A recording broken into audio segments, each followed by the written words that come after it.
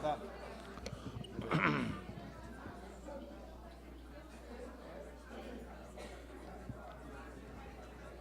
É terceiro quadrimestre, né? Bom dia a todos, todas. É uma satisfação recebê-los esta manhã aqui nesta reunião, nessa audiência pública, onde a Secretaria da Saúde, onde a Comissão de Saúde da Câmara Municipal está recebendo o pessoal da Secretaria da Saúde, onde vai haver a prestação de contas do terceiro quadrimestre de 2017. Eu acho que nós temos aqui presente o vereador Cuco Pereira, o Edson Silva, o vereador Valverde, o vereador Mauro Araújo, não sei, parece que eu vi o Périx aí. Não sei se ele...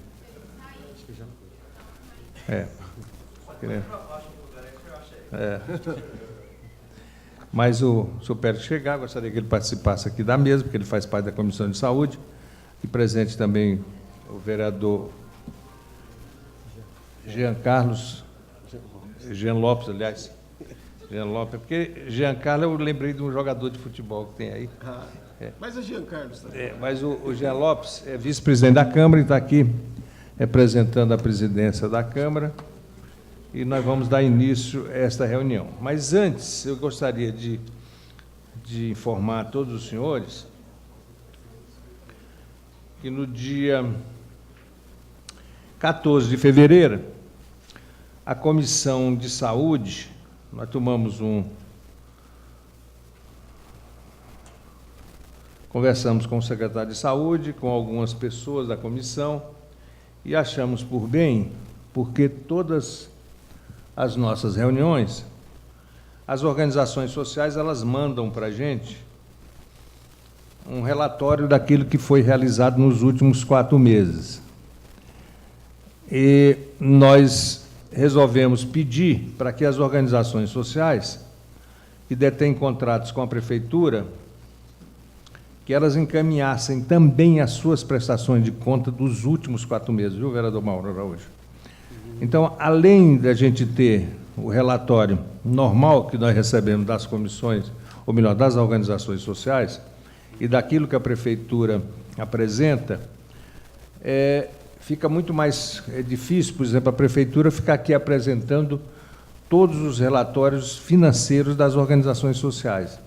Esse relatório financeiro eles apresentam para a Secretaria durante um determinado tempo, mas agora, a partir de agora, até para que a gente tenha muito mais transparência com relação a tudo isso, e que os vereadores possam ter conhecimento, nós estamos recebendo e recebemos essa documentação das organizações sociais que prestam serviço, mostrando todos os dados financeiros referentes aos últimos 4 meses.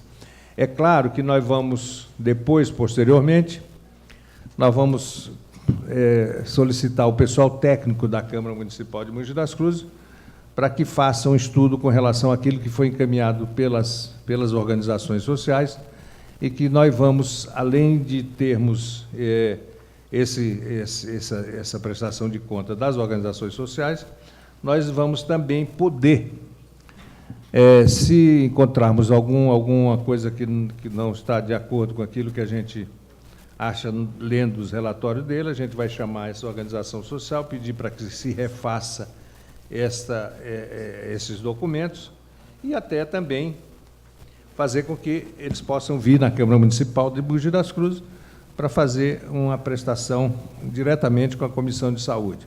Achei isso importante porque foi algo que nós combinamos, eu com o secretário, nós tínhamos essa ideia, e também a Secretaria de Saúde do município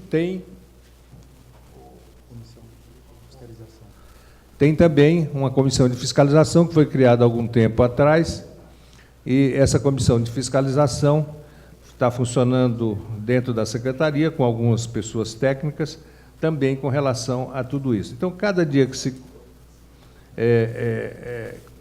coloca alguma coisa a mais para se tomar mais conhecimento, a gente tem um trabalho de muito mais transparência por parte dos trabalhos que são realizados na Comissão de Saúde.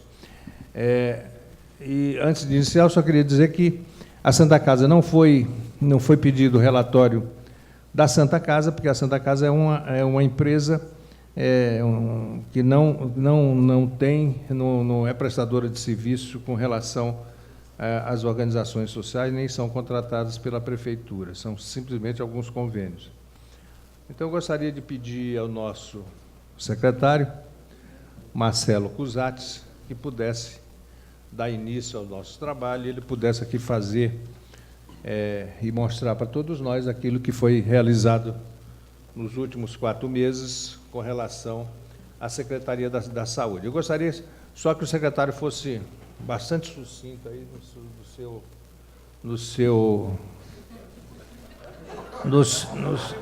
não, mais sucinto, mas não precisa falar tanto, entendeu? Falar o essencial, entendeu? Mostrar aquilo que a gente acha que é necessário.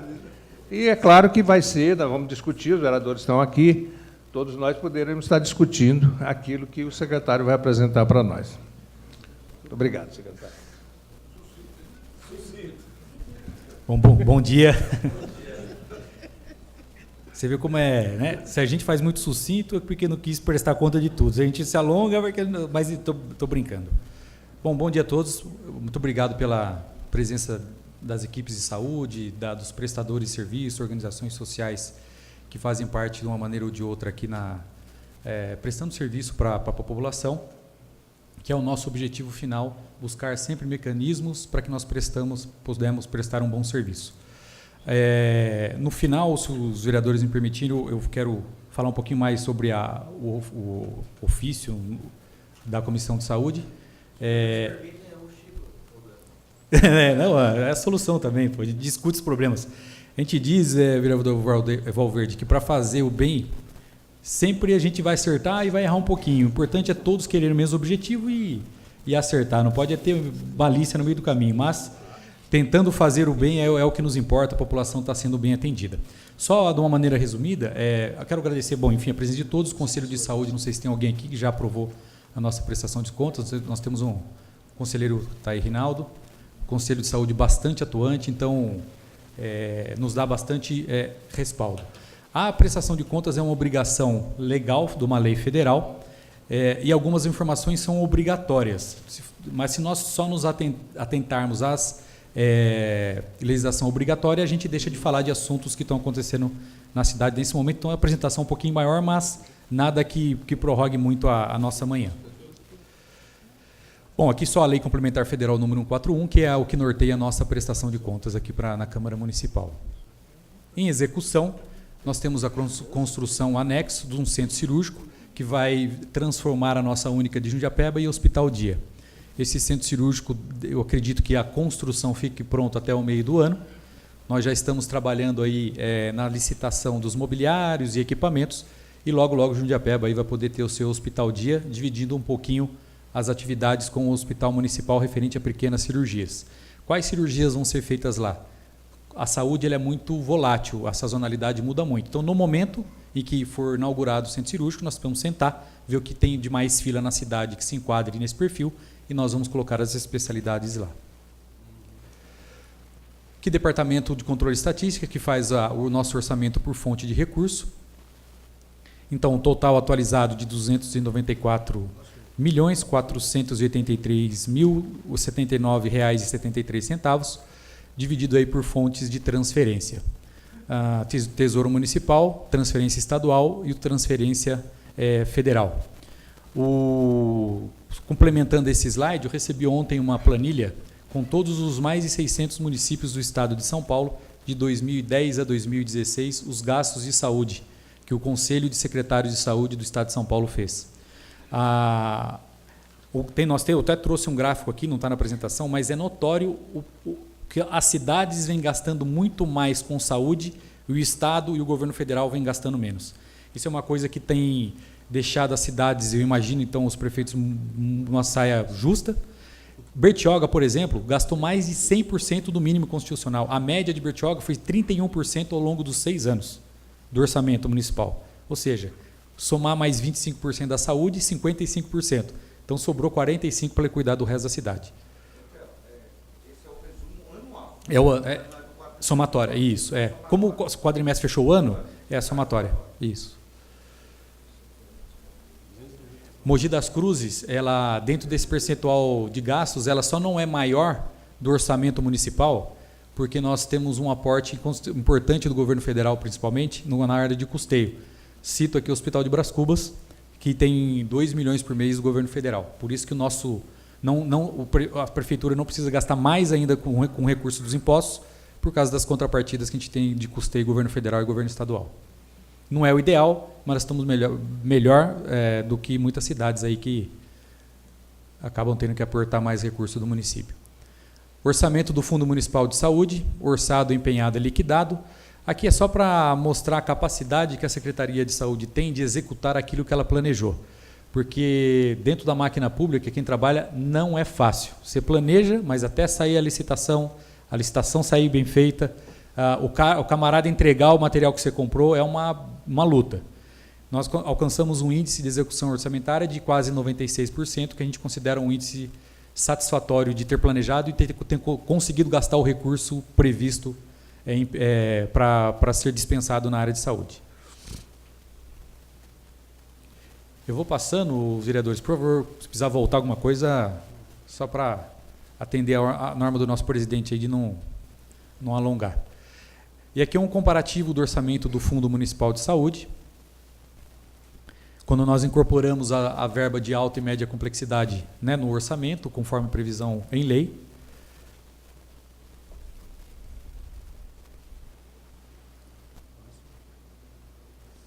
Distribuição da execução orçamentária. População, resultado dos impostos, percentual de receita própria aplicada em saúde, gasto do Tesouro Municipal, o gasto total, o gasto per capita, o valor liquidado e efetivamente quanto nós gastamos per capita, R$ 630.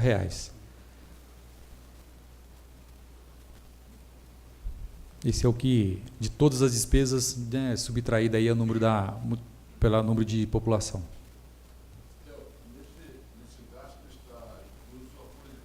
Tudo. Tudo que a prefeitura, seja gastos diretos ou mediante parceria, convênio, a ACD, a PAI, Santa, tudo é dividido pelo número de habitantes. Um pouquinho menos, né? Dá 269, é isso aí, mais ou menos 25, 24 milhões por mês. R$ 630, a qual um gasto adequado? R$1.000 e poucos seria nosso sonho de consumo, daria para fazer muita coisa mais, mas não estamos nos piores indicadores comparado às outras cidades. Só um parênteses que é importante, o gasto municipal em saúde, na média do estado de São Paulo, isso da Dr. Davi Wipp, que até nos falou pessoalmente, está entre 26% a 28%. O estado de São Paulo. Então, a maioria das cidades estão gastando 28% de saúde. Ninguém aguenta mais aumentar esse percentual, né? Aí que é o orçamento, aí dividido o 15% constitucional, recursos de transferência relacionado a recursos humanos. O CUCO aqui é a administração direta, é folha de pagamento. Tem as transferências que são vinculadas, né? Então, vigilância, pode gastar com o pessoal de vigilância e assim, conforme as regras da saúde. Relatório resumido da execução orçamentária, por bloco.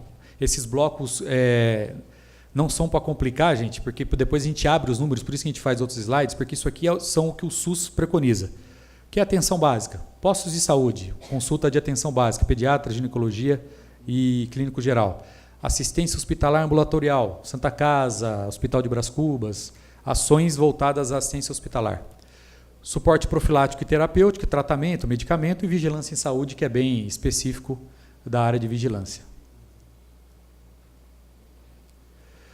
Procedimentos realizados nas unidades de saúde e um comparativo.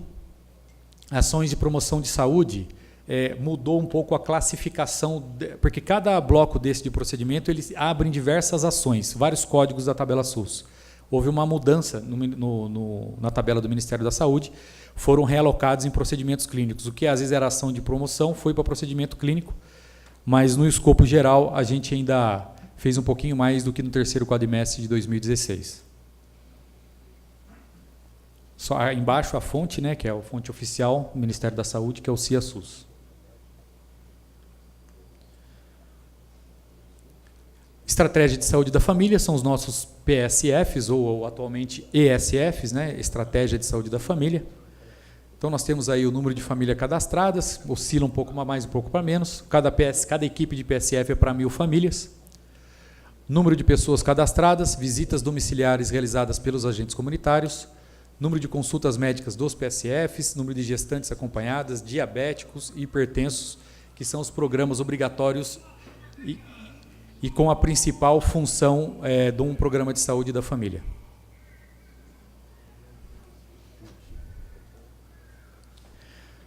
A Rede Cegonha, que é a rede que nós estamos inseridos do governo federal, que cuida de planejamento familiar, cuida de gestantes, número de DIUs inseridos, vasectomia e laqueadura, grupos educativos, insumos distribuídos, gestantes cadastradas, nascimentos na Santa Casa, nascimentos de mogianos.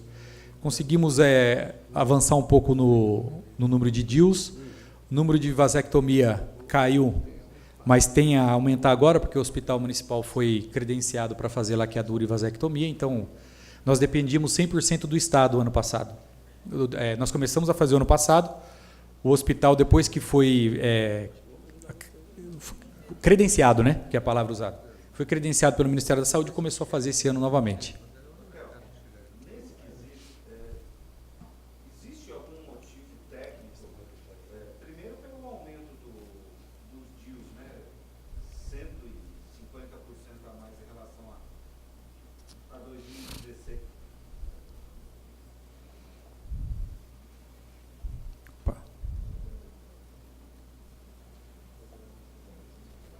Alô, essa questão, existe uma motivação técnica para isso, e a queda também de 20% em relação à distribuição, algum motivo? Dos insumos, não. Os insumos eles são distribuídos em todas as unidades. Então, inclusive, aqui entra preservativo, né? Tá, né? Então, preservativo, se você for qualquer unidade de saúde, você tem lá como se fosse um senhador. Então, a população, ou demanda, não falta. Procura. Vasectomia e laqueadura, nós tivemos problema com um profissional que fazia vasectomia, é isso? Que caiu?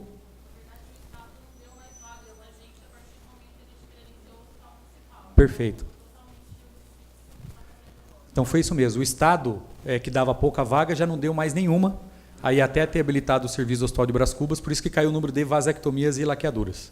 Secretário, só uma curiosidade. 2017 teve mais cadastro de gestantes que 2016. Porém, nasceu mais gente em 2016 que 2017. O que explica isso? A gestante cadastrada atualmente é o seguinte: estou com suspeita de estar grávida, procura uma unidade de saúde, hoje a gente faz o teste rápido. Essa gestante já teria que estar cadastrada. Então, na verdade, nós temos 1.602 gestantes cadastradas, mas nós temos em pré-natal cerca de 2.000 pessoas. Nós podemos dizer que hoje tem 2.000 mogianas que dependem do sistema público. De gestante, eu não entendi também porque mudou tanto.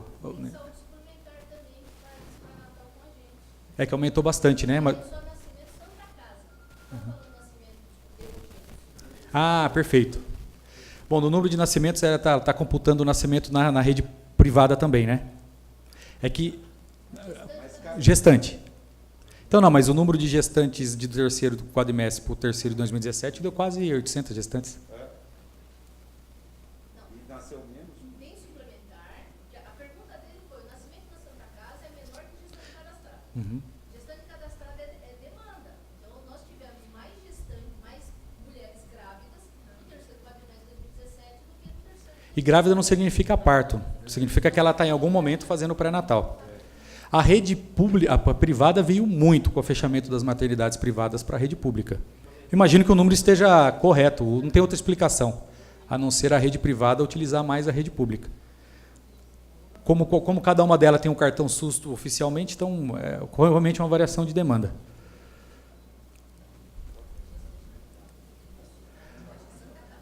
Rede Cegonha, banco de leite humano, mas para não ter dúvida, analise os dados, faz uma auditoria nesses dados dos dois, da rede 2016 e 2017, para depois a gente só confirmar. A blitz da amamentação, Caiu um pouco 2016 para 2017. E o leite coletado também caiu um pouquinho. Explicação dos blitz, Nenê? Blitz amamentação, isso são as nossas técnicas que ligam para todas as pacientes, as crianças nascidas na Santa Casa de Mogi. A gente tinha um estagiário no ano passado. Esse ano a gente não tem mais estagiário, por isso que diminuiu a demanda. Mas em relação a leite distribuído, a gente teve um aumento porque melhorou a qualidade da coleta desse leite. Dos leites distribuídos, né? Então, assim, ó, leite coletado tinha 49 no quadrimestre passado e só foi distribuído 33. O que quer dizer isso? Quando a gente coleta um leite, esse leite pode não estar na qualidade adequada e a gente tem que desprezar esse leite. Nesse quadrimestre está demonstrando o quê? Que a gente conseguiu ter uma melhor qualidade do nosso leite. Então, a gente não teve tanta perda. Distribuiu 2 litros a mais e coletou.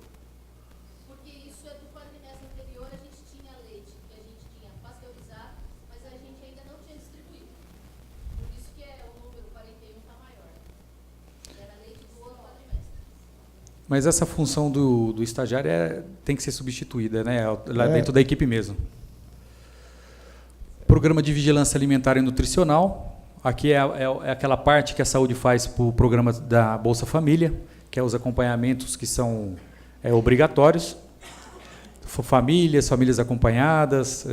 Aí continua praticamente com 50% apenas das famílias acompanhadas no programa Bolsa Família, que é pesar a criança, os pais se comprometerem a eles mesmos estarem procurando aí a terapia nutricional dos seus filhos, né? Programa de controle da hanseníase, atendimento médico, casos novos, tivemos só um caso, então provavelmente o atendimento médico caiu porque teve pouco caso novo.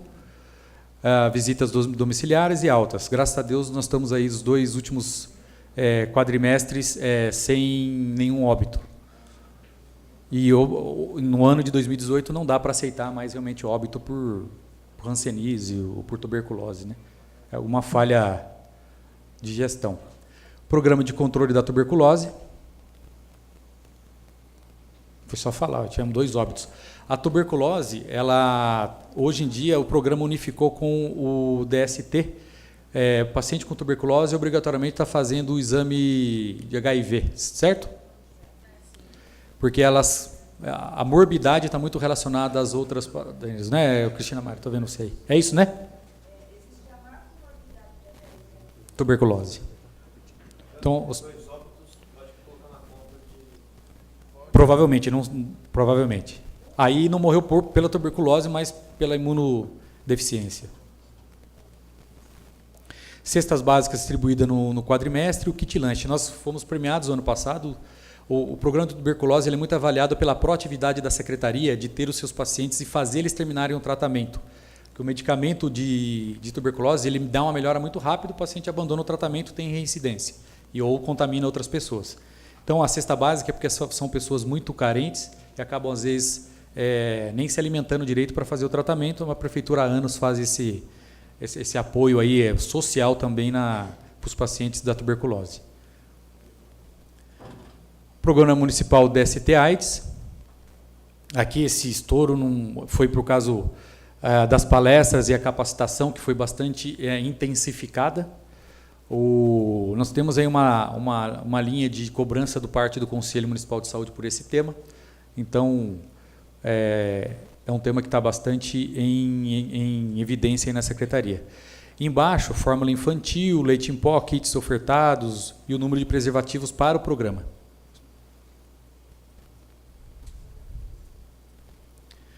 Programa de atenção psicossocial. Aqui é um ambulatório de saúde mental. Os números estão aí, não é novidade aqui falar que nós temos muita dificuldade em contratação de psiquiatras. Surpreendentemente, no último concurso nós tivemos 18 inscritos. Vamos ver quem fica até a fase final aí. Se a gente conseguir contratar 2 ou 3 psiquiatras, já vai dar um bom alívio. Só lembrando, é o 4º concurso, os outros 3 deram desertos, ninguém se interessou a ser contratado. Aí sobram poucas oportunidades. Contrato por organização social, pode contratar, Enfim, o que nós temos feito nesse período? Alguns mutirões de sábado, com médicos clínicos que estão habilitados para atender em saúde mental, e acaba trocando a receita para o paciente não ficar sem medicamento e acaba atendendo alguns casos novos também. Mas é uma dificuldade que o município tem. O município, no estado inteiro, tem formado poucos profissionais. E o CAPS, né, CAPS 2, refeições, número de atendimento, aqui é demanda também, a gente não tem grandes problemas com o CAPS, né, então é mais a demanda, a procura. Obviamente, que inaugurando, que colocando mais psiquiatras, a tendência é o CAPS ficar menos sobrecarregado. Hotel, e CAPS AD? CAPS AD, nosso CAPS está pronto. Fui pessoalmente até o Ministério da Saúde ver se eles podem, porque o CAPS é 24 horas. Todo equipamento de saúde que cuida 24 horas, ele é caro demais. Por quê? Equipe noturna, médico 24 horas é uma fortuna. Os orçamentos que primeiro que o município não tem nem todos os cargos na sua lista de servidores, não existe alguns tipos de cargos, e não tem o psiquiatra. Então, qual é o estudo que a Secretaria de Saúde fez de economicidade? Fazer direto fica mais caro do que fazer, por exemplo, por uma organização social que tenha habilidade para fazer isso, que é um equipamento altamente especializado. Custa em torno de 400 a 500 mil reais o orçamento que a gente fez para funcionar 24 horas por dia. Fomos no Ministério da Saúde, pode funcionar 12 horas por dia? Eles não dariam essa habilitação, pelo menos para inaugurar. Só que o de dia, que é a equipe, para ser habilitado o CAPS AD, você tem requisitos mínimos do programa. Para atender os requisitos mínimos para funcionar de dia, é 80% do custo. E a Prefeitura hoje não dispensa desse recurso de custeio ainda para colocar. Nós colocamos no planejamento anual de saúde para o segundo semestre. Certo? Falando errado não, né? E vamos tentar ver aí, conforme for desempenhando as finanças do município, de tentarmos inaugurá-lo no segundo semestre. Precisamos muito do CAPS AD funcionando, porque automaticamente ele alivia toda a rede de saúde mental. Então, vamos torcer por orçamento aí nos ajudar, Mauro. Sei que é uma bandeira que você vem aí há anos preconizando, mas precisamos ainda do recurso. Você poderia dar só um comparativo, Theo, pois não. Com relação, quando foi implementado, foi feito os convênios para o CAPS AD, eu queria só saber quanto que a Prefeitura gastou para fazer isso e o que o governo federal, o governo estadual inseriu em recursos para poder se fazer esse prédio. O CAPS AD? O CAPS Você AD tem mais ou menos uma comparação com eu não vou lembrar o valor, não sei se alguém aqui lembra, mas eu sei que tem emenda, acho que tem uma parte da emenda do Junde, salvo engano. Gisele, você lembra do CAPS AD? Foi dinheiro do governo federal, né? Equipamentos para construir, foi dinheiro federal do programa, né? Ah, não, foi tudo municipal. Tudo dinheiro da prefeitura, exatamente.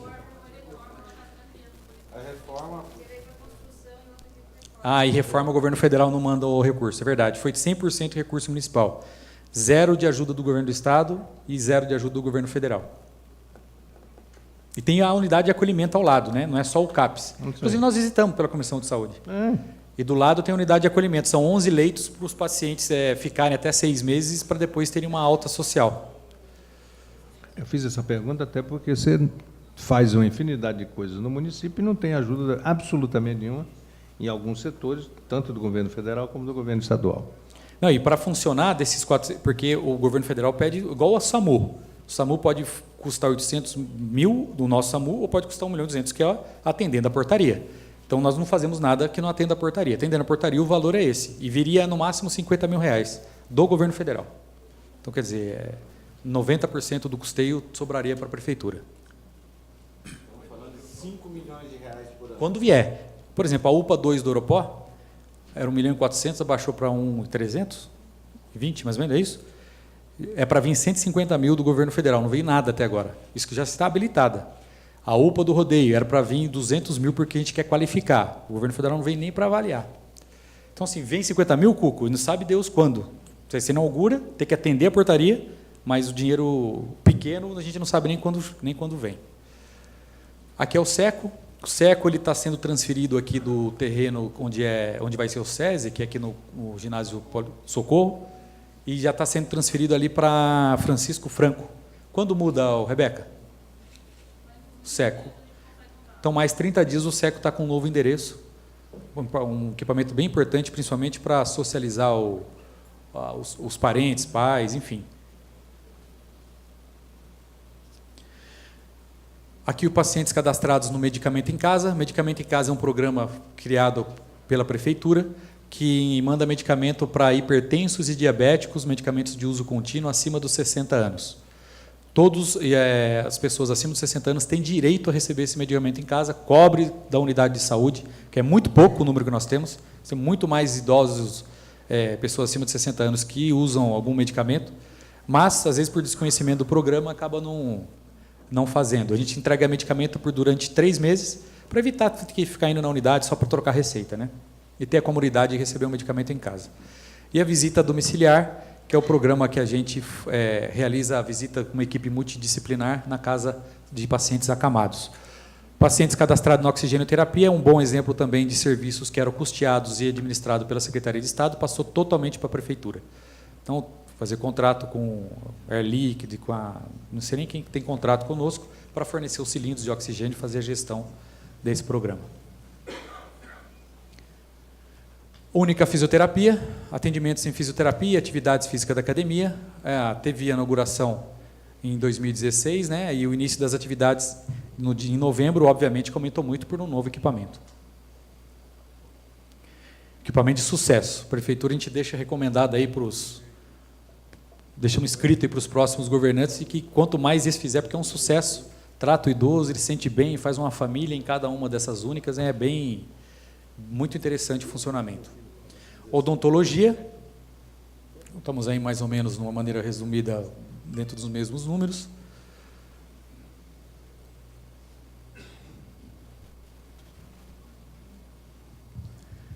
Assistência farmacêutica.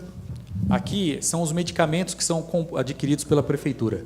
Nós temos cerca de 241 tipos de medicamentos. É maior do que o dose certa do governo federal. Só para vocês terem uma ideia do tamanho, e obviamente não contempla todos os medicamentos, mas é uma cesta relativamente bem diversa. E aí tem aqui como esses medicamentos são pagos, o que pode ser pago com dinheiro municipal, o que pode ser pago com dinheiro estadual, o que é federal e o que tem 1/3 de cada um.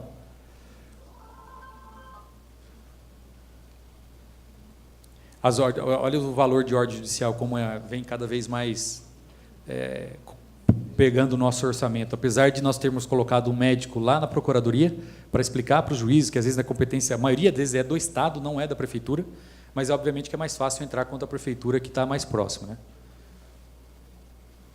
Um valor bem significante. Aqui é a lista padronizada, 227. Aqui não estão os medicamentos distribuídos novos em UPAs.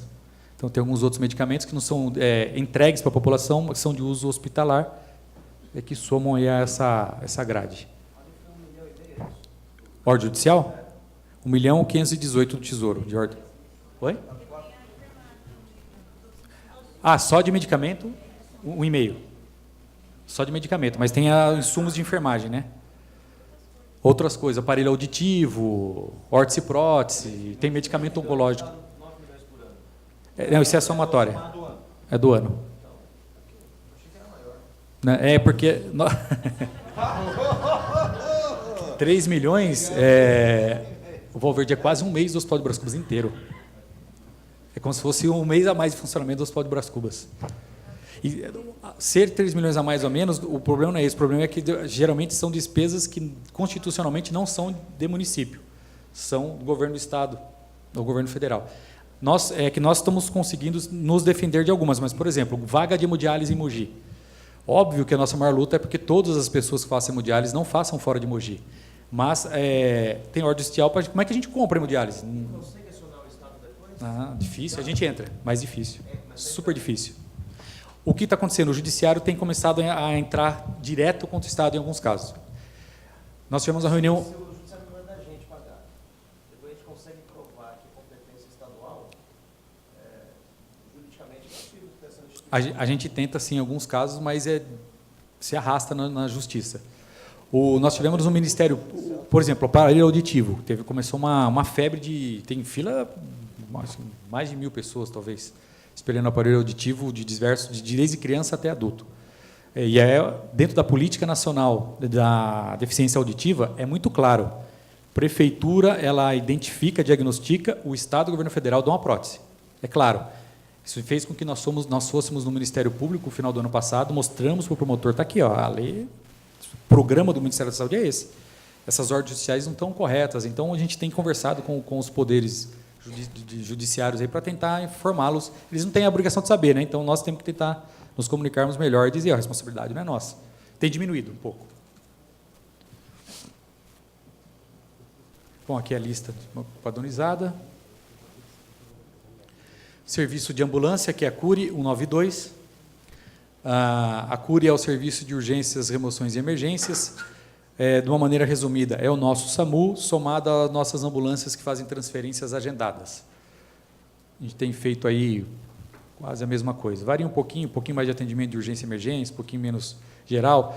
Depois que as ambulâncias passaram a ser de administração direta da prefeitura, nós temos muito problema quando elas quebram. Elas quebram, a gente não consegue arrumar, demora, a oficina tem uma fila na frente, é uma loucura. Vira e mexe tem ambulâncias paradas. Então, isso é aquilo do poder público, né? Às vezes nós somos incompetentes para fazer administração direta de alguns serviços tão essenciais como a ambulância. Cadê Marli? Quantas ambulâncias tem parada hoje? 8? Então. A gente não pode terceirizar isso, Theo, de alguma forma efetiva? Então, era terceirizado, não sei se o vereador lembra, era alocado. No fim, sai muito mais barato, porque eu não lembro quando a gente fez a conta, quanto gastou de peça, isso é uma ambulância de 2014, tem ambulância com 300 mil quilômetros rodados. Qual a capacidade de você melhorar o funcionamento dela? É pouco. Aí o Ministério Público, o Tribunal de Contas sinalizou que a licitação tinha um problema, depois até superou isso, mas a Prefeitura acabou adquirindo, né? Agora está em estudo, mas tem o de locar ou de novo, qual a análise do jurídico de locar ou não, mas administrar a frota, as prefeituras são incompetentes para administrar a frota. E vou dizer para vocês, o nosso SAMU não é igual aos SAMUs do Brasil, matéria uma atrás da outra, parada, pneu careca, porque é contrato de gestão e é auditado por metas, porque senão estaria na mesma situação.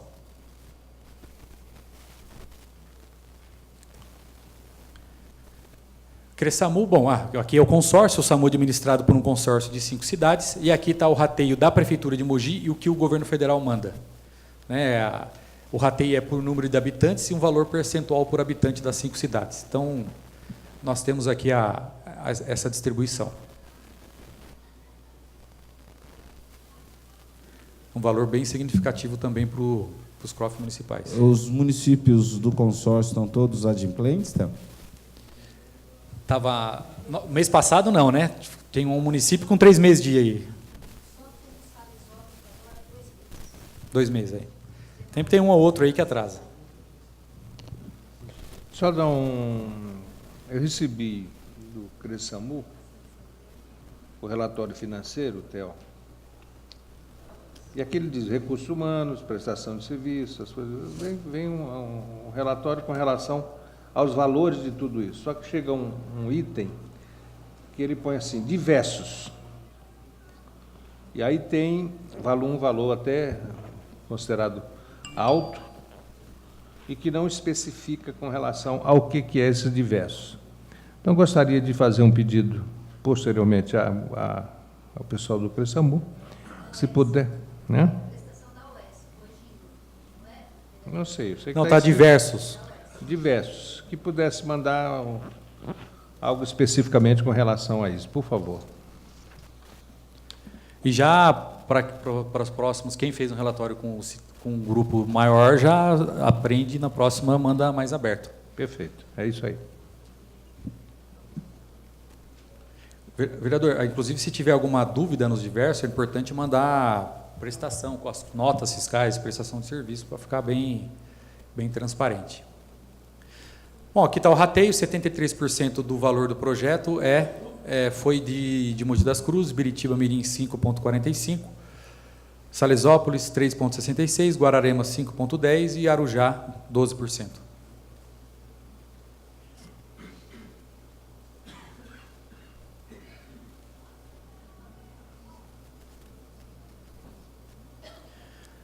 Procedimentos de média e alta complexidade. Média e alta complexidade é um grupo de procedimentos do SUS, que são exames especializados, consultas especializadas. Então, nós temos aí um pequeno decréscimo. Aí entra todos os exames, eletro, ressonância, endoscopia, eco, enfim, vários tomografia, exames especializados. Por que, Theo, que nós... Vereador, de 10%, com a população subindo, a demanda por saúde aumentando? No ano de 2016, nós conseguimos fazer alguns mutirões e nós não tivemos alguns cortes de repasse. Por exemplo, o Hospital Municipal teve 5% de corte pelo governo do Estado. A Prefeitura não fez, porque o hospital, por exemplo, é um grande realizador de exames. Ele tem um plano de trabalho que ia alcançar 100% neste ano, o ano passado. A Prefeitura não repassou o que estava em contrato para aumentar. Com corte do Estado, teve que diminuir, adequar o plano de trabalho ao valor, ao recurso que tinha, obviamente fez isso. A única de Jundiapeba também, né? Nós tínhamos um valor no novo contrato, eram R$100 mil a menos. Diminuiu o número de exame, obviamente o número de consulta acabou contaminando. O próprio AME ofertou menos consultas para o município, acho que nós temos o AME aí, do que no ano de 2016. Então, todo mundo apertou o cerco, acabou realizando um número menor de procedimentos.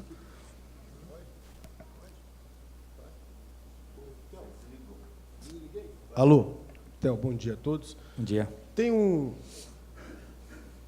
exame ali, densitometria óssea, são 698 ao longo do ano, não é isso? Isso. Inclusive, esse exame, eu fui autor de uma lei em 2001, nós aprovamos aqui uma semana de controle e prevenção da osteoporose. Esse ano a Secretaria vai fazer, inclusive a Rebeca está organizando e também incentivando para que esse exame seja feito agora, né, no período de março e tal. Então, quero agradecer a Rebeca pela contribuição e também um importante instrumento aí para as pessoas terem acesso aí a esse exame. Só uma pergunta, eu não participei de todos, tal, não sei se tem na memória de vocês, esse exame, a periodicidade do exame da densitometria óssea ocorre em que período, assim, que tem mais, dá para... Claro. Eu vou falar, alguém aí, o médico aí me corrige se eu estiver falando bobagem. Geralmente é acima dos 50, 60 anos, ou com algum outro histórico de osteopenia ou de fraqueza dos ossos anterior. Uhum. E tratamento de tireoide. Não, tem algum medicamento que é obrigatório fazer, não é, Aline? Para fornecer o medicamento de combate à osteoporose, tem que ter o resultado da densitometria também. Tá. É que esse mês de fevereiro agora não teve demanda, né, para a realização desse exame e tal. Então, eu queria saber qual que é março, abril, qual que é, em termos de mês, onde é o mais oferecido. Acho que não tem, Jean. Não tem, né? Como a gente inaugurou um equipamento a mais, não tem a demanda reprimida, né? Tem todo mês um pouquinho de exame, mas não tem uma demanda reprimida. Tá bom. Obrigado. Imagina. Parabéns pela lei. Aqui, o médio e alto, exames e especialidades da Única de Jundiapeba. Foram quase 7 mil consultas de especialistas realizados, só de especialistas realizados no último quadrimestre. Aliás, somatória, né? São em torno de 1.500 consultas por mês, é isso, na Única de Jundiapeba? Só de consultas, né? E o AME... Você vê, olha a diferença do AME para a nossa Única, que é administrada com recurso da Prefeitura. O AME atende menos do que a Prefeitura? Bem um terço. Rapaz.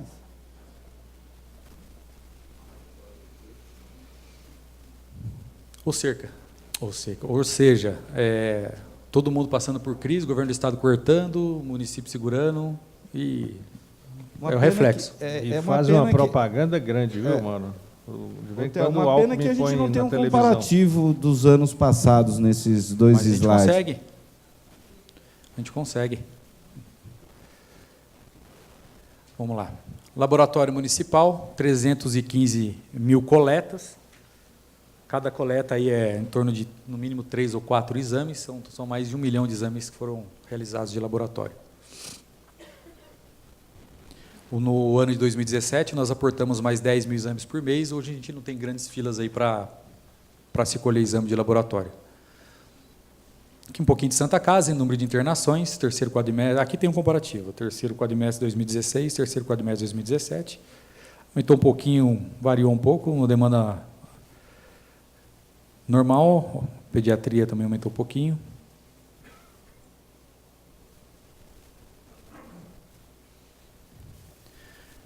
Alguns repasses financeiros. O Pró Santa Casa, que nós já falamos, vale explicar, o Pró Santa Casa é um incentivo que o governo do estado dá com contrapartida do município. Mas o município só repassa, e às vezes repassa de uma vez, quando o governo estadual publica o seu repasse retroativo, a gente também faz o repasse retroativo.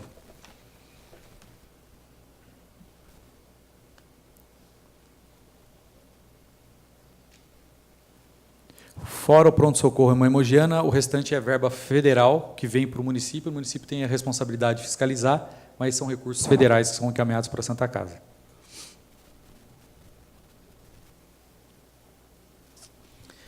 Vigilância. Só uma questão, essa prestação de contas da Santa Casa, ela precisava vir melhor elaborada, com diversos recursos por área, entendeu? Que onde a Santa Casa está gastando esses recursos. A gente precisa, é muito pequeno esse relatório da forma que ele está apresentado por parte da Santa Casa. É muito dinheiro público mas investido. eu acho que nós temos que fazer o relatório da Santa. Não estou defendendo aqui absolutamente nada. Imagina. Até porque... Não estou... Entendeu? Nós temos que fazer o relatório da Santa Casa em cima dos convênios que a Prefeitura tem com a Santa Casa. O que ela recebe do governo federal não tem nada a ver com a Prefeitura. É repassado pelo município, é dinheiro público. Não, senhor, não é repassado pelo município. Esse dinheiro é específico que vem do governo federal. Passa e o governo pela federal, conta da Prefeitura. A Prefeitura só repassa esse dinheiro para a Santa Casa, que são os casos de internações hospitalares. Não tem nada a ver com a Prefeitura de Mogi das Cruzes, na minha opinião. Entendeu? Não sei se o secretário pensa da mesma maneira. Quando virou gestão plena, o responsável pelo SUS para a Santa Casa é a Prefeitura de Mogi. Estou dizendo, os dinheiros são de recursos federais que já eram repassados para a Santa Casa diretamente. Quando virou gestão plena, então, o município vem para a Prefeitura. Então é importante um relatório mais bem apurado para a gente poder analisar. Mas é até bom para mostrar, por exemplo, quanto custa uma UTI neonatal e quanto vem para ver a diferença. Quanto custa na prática e quanto custa, né, do repasse. Então, tudo bem, a Santa Casa está aqui já. Eu acho que não tem problema nenhum. Quanto mais informação, melhor para a secretaria. Quanto mais puder, vocês a pedirem, partir melhor. do mês que vem, fazer isso aí, do mês da próxima audiência, será muito bem-vindo. Vigilância em saúde, procedimentos, autuações e interdições.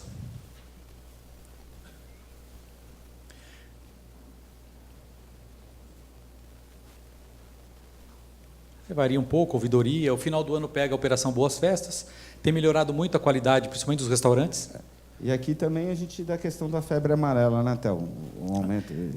Então, o febre amarela, eu ia fazer um resuminho e falar um pouquinho também da dengue, que acho que é importante a gente falar. Da febre amarela? Nós estamos falando desde o começo de novembro. Nós não fizemos um lançamento no começo de novembro, prevendo o que aconteceu. Só que pegou mesmo em janeiro, né? Em janeiro... Não. Até porque a vacinação arrebentou qualquer previsão. Aqui o controle de vetores. Lembrando que vistoria imóvel caiu muito exatamente pela mudança de ações, né? Aqui está algumas explicações. Aqui sim teve a mobilização da febre amarela. Em vez de fazer, por exemplo, vistoria e coleta de larvas, não teve jeito. O pessoal saiu fazendo vacinação de casa em casa de febre amarela. Então, onde tinha macaco morto, todas as ruas, parâmetros, foi de casa em casa fazendo vacinação cautelar. A equipe, obviamente, mudou sua estatística. Agora, a equipe está terminando, até o mês de março, vai apresentar a análise de densidade larvária. O que é isso? É a partir desse estudo que a gente vai lançar o nosso envolvimento em programa de combate ao Aedes aegypti. Na análise de densidade larvária, vão mostrar os bairros com maior potencial de infestação do mosquito, e aí as ações vão ser feitas aí, resumidamente, em cima desse estudo. Vigilância em saúde. notificações, residências, aqui no caso de dengue, né? 2016, 2017. 2017 teve um resultado muito positivo referente à dengue, mas já estamos aí escutando em outros estados aí uma preocupação já com a dengue. Então, precisamos falar um pouquinho de dengue, não só febre amarela.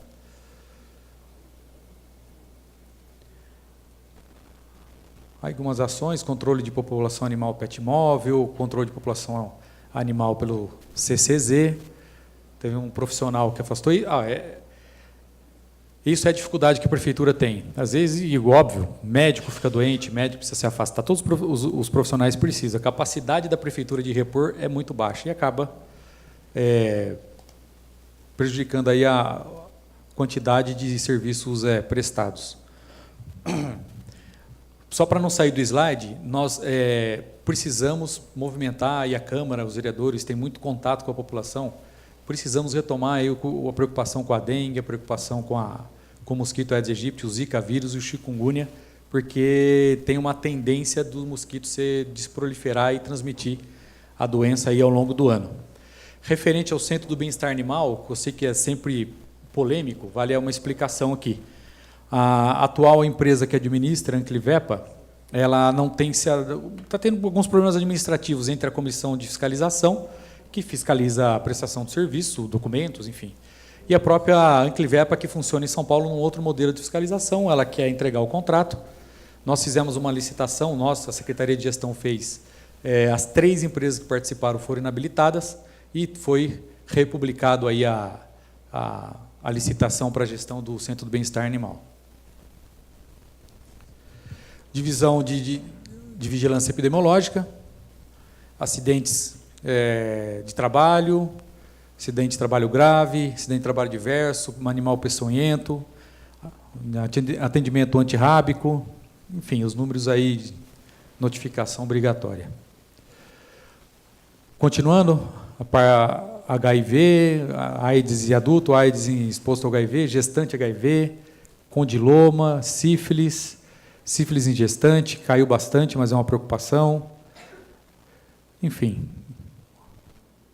mais doenças de notificação obrigatórias, hepatites. Os eventos adversos pós-vacinação, obviamente, é a febre amarela, né? Uma vacinação em massa, a probabilidade de dar as reações adversas também aumentam bastante. Então, foram 113 casos de notificação, mas principalmente pela vacinação da febre amarela. Toxoplasmose, coqueluche, enfim, uma formação relacionada à infecção, varicela, síndrome da doença diarreica, cachumba, meningite. Centro do Bem-Estar Animal, 2016 e 2017, foi inaugurado no finalzinho de 2016, obviamente aumentou por causa disso. Um pouquinho sobre o Hospital Municipal de Bras Cubas. O hospital passou a semana passada com a fiscalização do Ministério da Transparência e do CGU, salvo engano, né? Passaram a semana inteira solicitando os documentos, custo, prestação de contas. Então, eles passaram a semana inteira aí fiscalizar, olhar o hospital e devem fazer alguma notação, recomendação ou uma opinião sobre os recursos federais que são aplicados no hospital. Eles mesmos falaram, o hospital podia ter 100% da sua ocupação, precisa ter 100% do recurso também. Um hospital custa 3.365.000, só para comparar, o Luzia, apesar de fazer outra complexidade, são 14 milhões por mês. Então, a gente precisa adequar as despesas ao tamanho do hospital. Desde março de 2016, o atendimento pediátrico extrapolou a média, foi feita uma readequação do plano de trabalho. O que é isso? Quando você faz o contrato, você tem uma previsão de altas hospitalares. A previsão era 50 altas de criança, com o fechamento do pronto-socorro do Luzia de Pinho Melo para criança, se inverteu esses números. Então, fomos para 150 internações pediátricas, obviamente o plano de trabalho mudou. O doutor Arluri está escrevendo isso aí para deixar tudo muito bem fundamentado.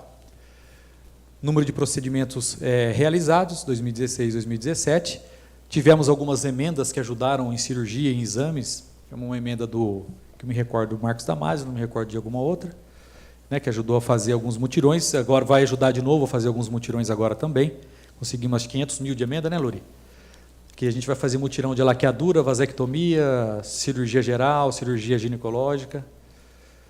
Está em avaliação pelo governo do Estado. Serviço de apoio diagnóstico terapêutico dentro do hospital também, comparativo, aumentou um pouquinho.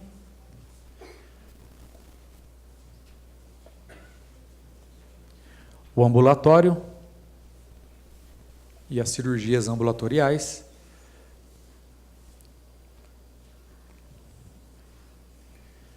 Pronto-socorro atendeu no último quadrimestre, né?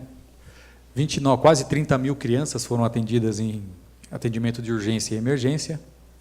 Número de atendimento médio diário está na média de 213 crianças por dia. Internação pediátrica, clínica e cirúrgica. Então, aí comprova que o número de internações pediátricas é muito maior do que o previsto.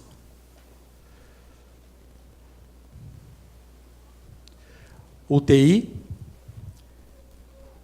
Nossa UTI atendeu setembro, outubro, novembro, dezembro, 129 pacientes. Muitos pacientes vêm do próprio Luzia de Pinho Melo, alguns da Santa Casa de Mogi, dá um suporte para as UTIs, uma UTI adulta, né? Um balanço rápido da UPA 1, que é a UPA do Rodeio, foi habilitada recentemente pelo governo do Estado, o governo federal, e está vindo 100 mil. Está caindo, né, Gisele? 100 mil do governo federal. A UPA 1 está recebendo. Nós tínhamos direito a receber 200 mil, porque a gente tem certeza que pode se qualificar. Mas estamos esperando aí a... Ah, começou? Quando? Tá boa notícia. Já ajuda, perto de 1.300.000, né? O balanço de atendimento, o pronto atendimento, exames terapêuticos, é só um gráfico. Exames da UPA. Pronto atendimento, olha, a média de atendimento 317 pessoas por dia, bem acima do que nós imaginávamos que teríamos em contrato. A gente previu 6 ou 7 mil consultas, né? 6 mil. Então está atendendo bem mais, mas não está precisando de mais recursos financeiros, está se adequando dentro do mesmo recurso.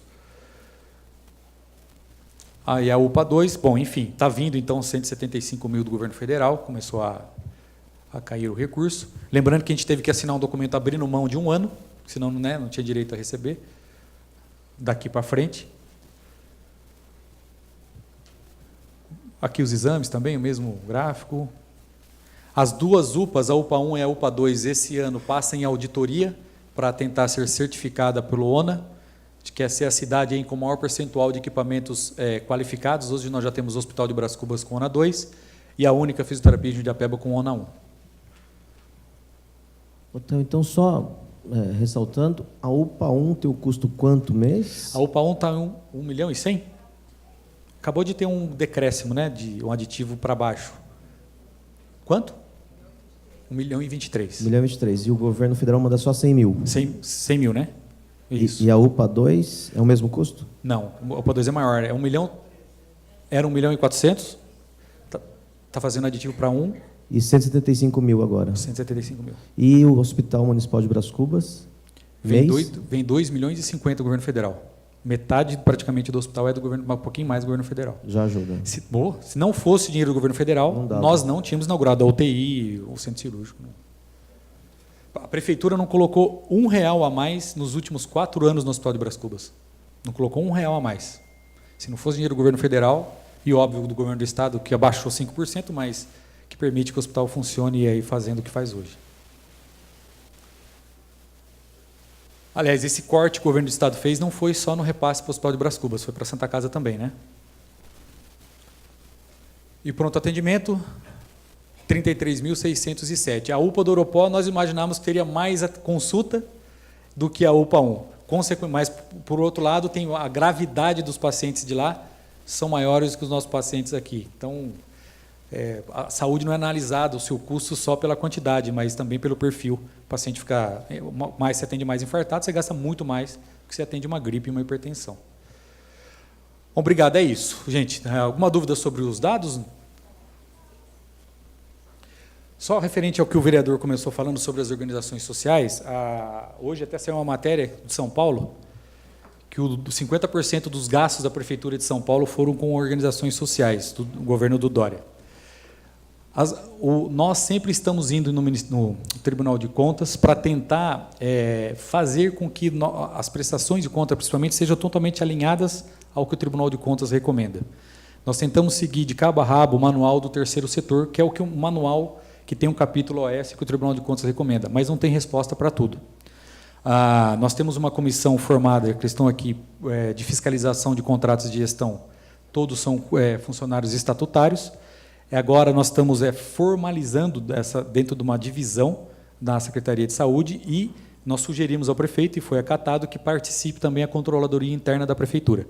Porque é muita responsabilidade para a Secretaria de Saúde analisar isso, apesar de que todos os contratos não são feitos na saúde, são feitos pela Secretaria de Gestão, a Procuradoria participa de todos os processos seletivos, nada faz sem passar pela Procuradoria. Mas, como não tem uma fórmula faz isso ou não faz aquilo, a gente ainda recebe algumas notificações do Tribunal de Contas que nós queremos errar menos. Então, essa comissão vem dar mais tranquilidade, essa fiscalização mais próxima, apesar de que os dados estão na prestação de contas pela Câmara, para nós é sempre muito positivo. Então, por favor, peçam os dados que vocês tiverem, precisarem. Hoje existe uma tendência do Tribunal de Contas, do Ministério Público, sobre os custos administrativos das organizações sociais, porque os custos dos contratos prestados dentro dos equipamentos, nós podemos dizer que nós estamos relativamente bem tranquilos, porque o pessoal glosou 4 milhões...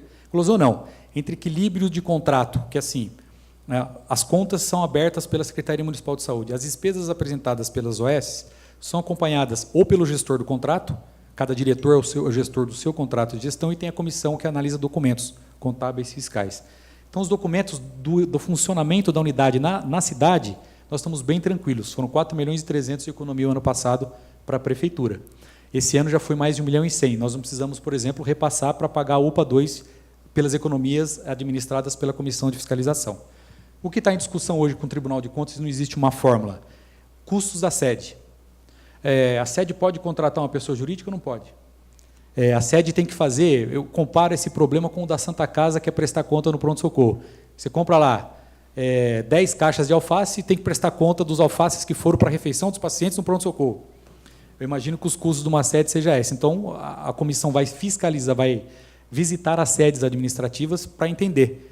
Tem uma lei federal que permite que os contratos de gestão tenham até 15% de valor de despesas administrativas. Nenhum contrato nosso chega a 8%, 7%, são sempre inferiores, e muitos dos recursos são devolvidos. Mas, para vocês saberem que a gente está bastante acompanhando, poucos mecanismos dão um resultado tão bom, ou flexibilidade, economicidade, do que o contrato de gestão, mas ele é sempre fiscalizado, e sempre, quando encontra algum problema em alguma cidade, isso prejudica o modelo de contrato de gestão, que precisa ser melhorado a sua fiscalização.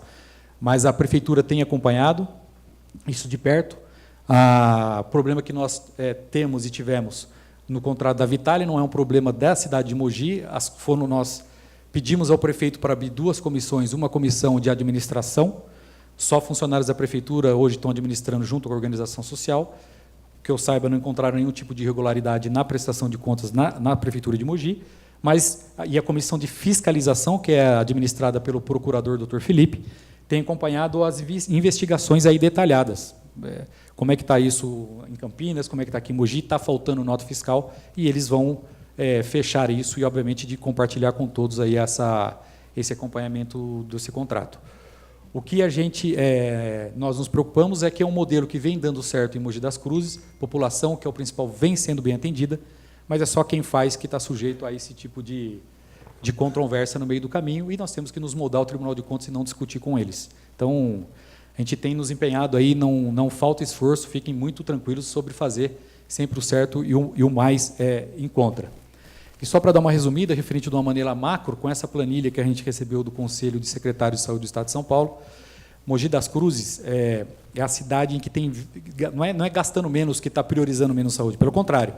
Mas que, se vocês verem a nossa quantidade de atendimentos comparado com a quantidade de atendimentos e equipamentos de outras cidades, nós estamos gastando menos e fazendo mais. Vocês podem comparar isso com dados oficiais.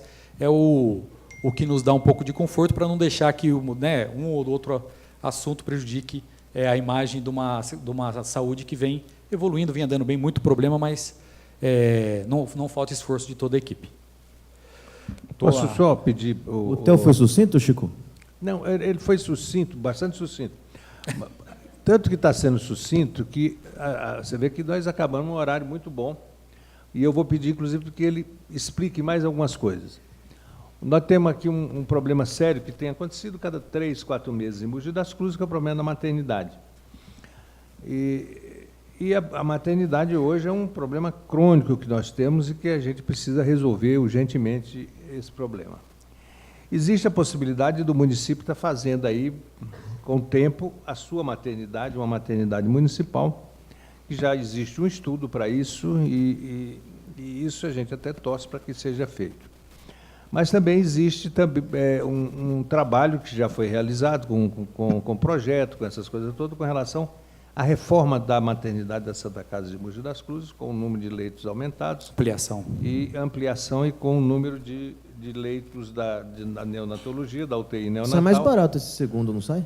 Isso é mais barato esse segundo. Bem mais barato, mas como a maternidade é uma coisa que vai a longo prazo, nós precisamos tentar resolver o problema da ampliação da Santa Casa de Mogi das Cruzes.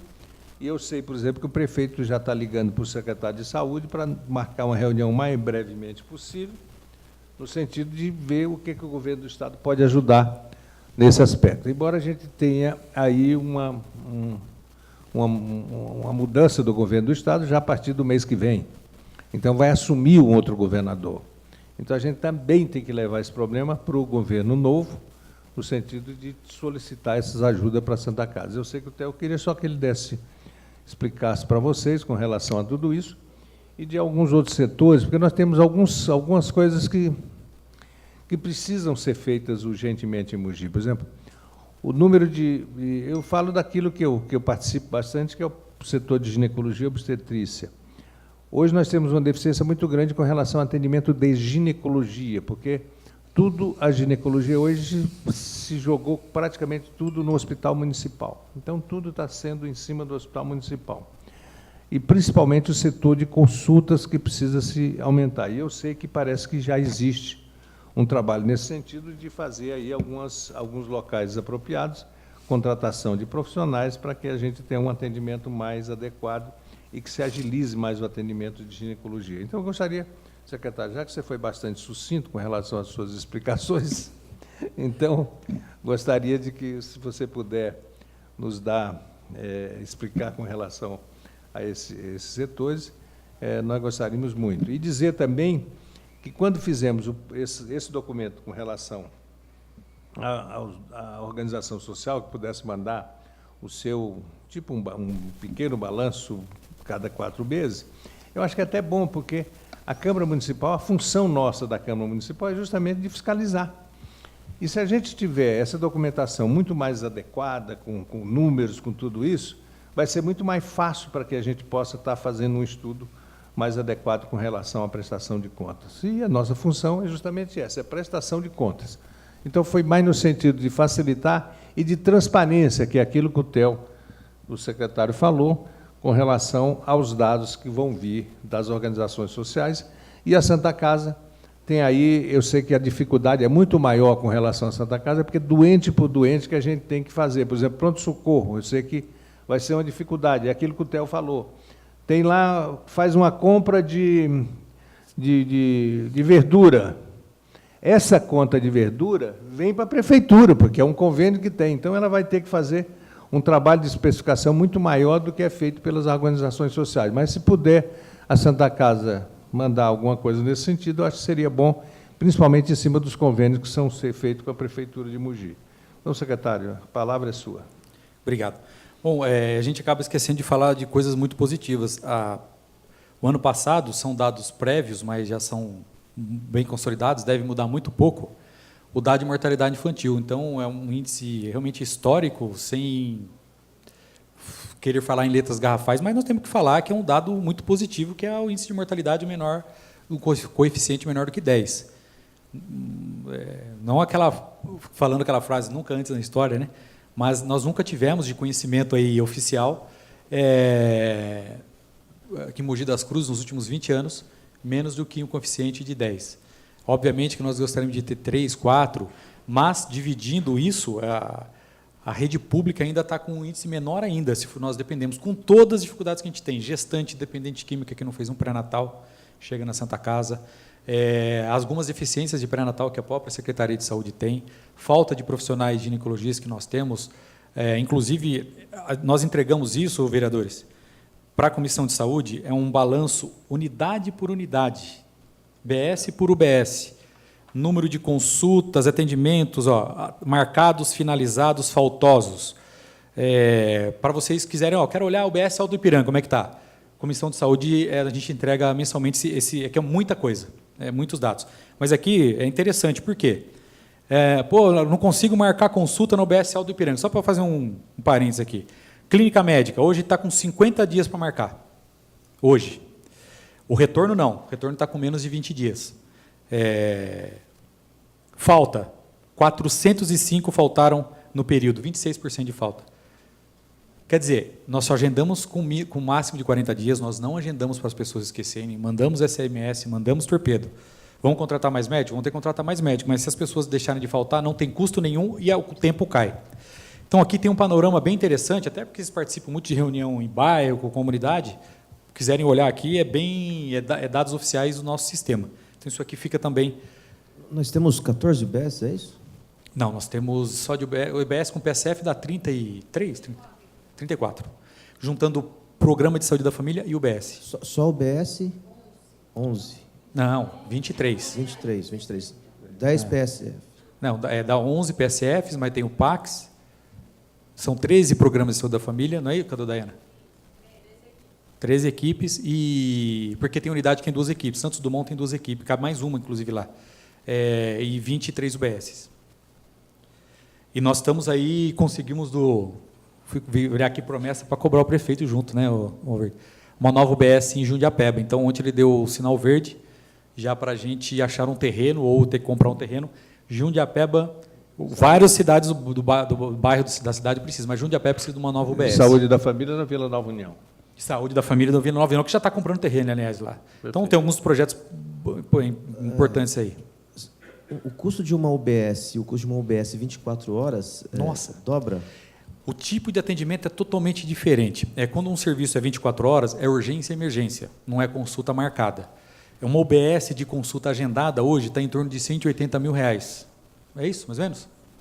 180, 190 mil, com um pediatra o dia inteiro, um clínico geral e um ginecologista o dia inteiro. Farmácia, enfermagem e tal. Com dentista, né? Com um dentista o dia inteiro. Em torno de 180, 190 mil. 24 horas é outra conversa, Roberto. Por quê?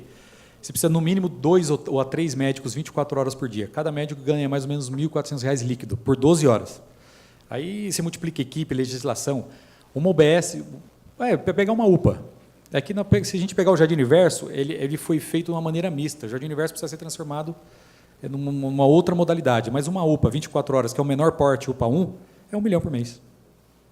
Mas é urgência e emergência, é outro tipo de atendimento, não tem nada a ver com o UBS. Falou isso porque a gente estava discutindo o plano diretor no Piatã, Margarida, e a principal reclamação das pessoas é quando precisa na madrugada, são 15 quilômetros o posto mais perto. E lá tem um problema adicional, não só lá. Eu e o Jean, a gente ficou comprometido de conversar contigo sobre isso. Sim, não, eu tive uma reunião lá com a equipe, com os moradores lá, mas lá tem um problema adicional, legislação. Por quê? Para construir uma UBS, pode ser que eu me engane, você tem que comprovar, IBGE, 18 mil famílias em um distrito, não tem. Não, a prefeitura até pode, mas não vai ser habilitado pelo SUS. Biritiba, SUS, são locais afastados que precisam pensar em um modelo misto de atender urgência e emergência. Por quê? Vai ter urgência e emergência, mas são poucas. Então não dá para você gastar R$1 milhão lá. Vai atender 1.000 consultas no mês e olha lá, vão procurar por gripe. Então, realmente, tem que pensar em alguma coisa mista. Não habilita uma unidade 24 horas por dia lá. Lá teria que ter uma UBS, ali na divisa, porque aí até às 10 da noite eu acho que já ajudaria bastante. Uma base descentralizada de ambulância, a gente não tivesse tanto problema mais próximo, pelo menos o socorria e levava para um pronto-socorro. Precisa pensar em alguma... Estamos à disposição. Estamos à disposição para colocar. Referente à ampliação da Santa Casa, nós temos um problema que é angustiante quando acontece a superlotação da Santa Casa, porque a gente não tem muito o que fazer, E é uma dificuldade bastante intensa aí, né? Nós temos 2 grandes projetos. O primeiro é a ampliação. O governo do Estado tinha sinalizado tecnicamente positivo, são 6 milhões e meio. Nós falamos até para o governo do Estado, por escrito, que quiserem, façam ampliação vocês. Não precisa nem passar o dinheiro para a Santa Casa. Podem fazer, mas precisa fazer. Esse é rápido, é bom e a Santa Casa precisa e merece. Esse é o nosso projeto inicial. Nós estamos ligando todo dia para o secretário nos atender, de Davi Wip, porque a parte técnica já está validada. Obra, valor de obra, tudo já está... A parte técnica está feita, então precisamos dar essa pressãozinha aí final para sair. A outra, a cidade, Mogi das Cruzes, como os vereadores saibam, é uma das maiores cidades em extensão territorial do Estado de São Paulo. Nós temos realidades muito diferentes. Então, uma outra maternidade em um outro ponto da cidade seria muito bom, por quê?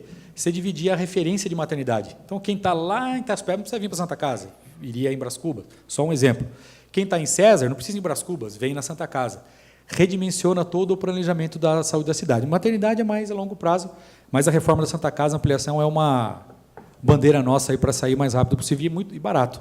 Sim, teoricamente, bem mais barato. E depois tem um custeio, né? Que é mais 500 mil por mês para uma nova equipe de UTI neonatal e para ampliar 17 leitos de obstetrícia, né? Estamos em cima. Eu não sei se tem alguém do Conselho Municipal de Saúde, hein?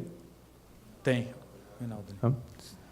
Mário também Está à disposição aqui, se quiser fazer alguma pergunta para o secretário, pessoal do Conselho. A apresentação nós E já alguma passamos das no pessoas Conselho que estão já. aqui, se quiserem levantar alguma dúvida com relação ao secretário, à disposição aqui para as perguntas. Claro. Ô, Lene.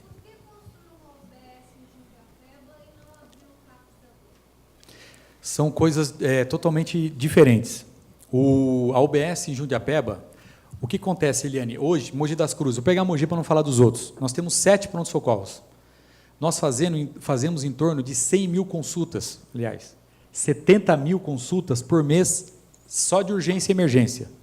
E fazemos 25 mil agendadas. Isso é o Brasil, é uma inversão da lógica. Tem muito pronto-socorro porque os pacientes não confiam nas UBSs.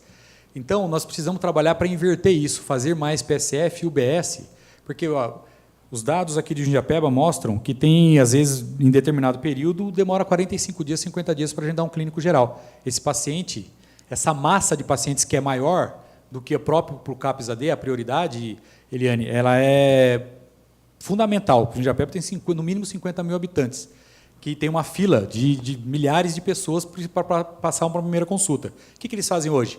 Lota o PA de Jundiapeba, que é um prédio, que é uma UBS, faz 10 mil consultas mês, totalmente desvirtuada, porque essas consultas tinham que estar numa UBS, não tinham que estar atendendo. A própria Única de Jundiapeba faz um papel que não é nem dela, ela atende consulta básica. Lá é um ambulatório de especialidades, ela tem que ser vocacionada para a especialidade, acaba atendendo pediatria numa parceria com a prefeitura. Então, o sistema tem que ser mais UBS, mais PSF e menos pronto-socorro. Então, essa seria uma prioridade, além que o custeio de uma UBS é em torno de 180, 190 mil por mês. O CAPES vai ser 400 a 500 mil por mês. A prefeitura não tem 6 milhões no ano atualmente para poder abrir esse CAPES, apesar do grande ganho que abrir um CAPES-AD teria. Agora, o CAPES-AD precisa ser aberto, só para finalizar, junto com a clínica do Dr. Arnaldo. Que o Mauro não está aqui, ele lembra que nós só fomos visitar lá. O combinado do governo do Estado é atender todos os níveis, dependente químico mais grave é internado, seja ele homem ou mulher. O Arnaldo hoje não está bem modelado o que ele vai atender. Depois da internação, ele vem para o CAPES, depois do CAPES vai para o ambulatório. Então, o combinado do governo do Estado é inaugurar tudo junto. Mas a prioridade rede básica, é demanda. A demanda para uma UBS hoje é gigantesca. E a Jundiapeba nós estamos hoje praticamente com uma UBS e um PACS, né? Perfeito. Então, tá bom. Bom, quero agradecer ao secretário pela sua exposição, presença de todos vocês aqui nesta reunião da Comissão de Saúde. Eu acho que foi bastante positiva, nós conseguimos receber dados importantes para que a gente tenha um conhecimento maior e dizer que essa Câmara Municipal sempre é uma satisfação de recebê-los aqui para essas audiências públicas, não só da saúde, mas em outras audiências de outras comissões aqui da Câmara de Mogi, da importância de nós podermos estar discutindo com os setores da Prefeitura, como discutimos hoje aqui, com relação a determinadas atitudes e serviços que são prestados à população de Mogi das Cruzes. Então, agradecer a todos e desejar um resto de um dia muito bom. Obrigado, hein? Obrigado. Muito obrigado.